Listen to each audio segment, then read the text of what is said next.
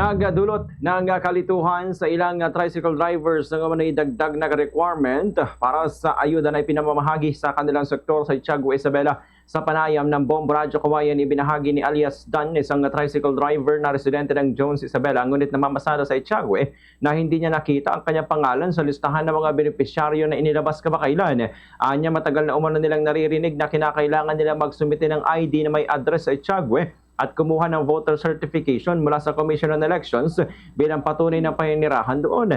Anya, nahihirapan silang tugunan na naturang requirement dahil sa hindi naman sila residente ng Etiagüe. Dagdag pa niya, ipinaabot umano sa kanila ang naturang impormasyon sa pamamagitan ng kanilang federasyon na sinasabing ito rin na naging paalala mula sa Department of Social Welfare and Development na siyang ahensyang namamahala sa pamamahagi ng 5,000 pesos na ayuda para sa mga tricycle drivers.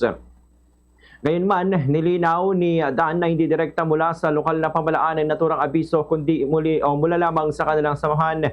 Aminado rin siya na may ilang kasama niyang hindi na residente ng Etiagüe ngunit nakasama sa listahan matapos umano sila makakuha ng voter certification. Sa kanyang kaso, hindi na siya kumuha nito dahil sa naniniwala siyang sapat ng kanyang driver's license kahit naka-address ito sa Jones.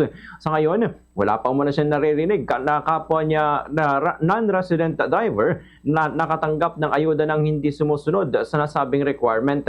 Nanawagan naman si Dan sa mga kinaukulan na tiyaking patas at malinaw ang pagpapatupad ng programa upang maiwasan ang kalituhan at hindi masayang ang tulong na para sa mga tsoper.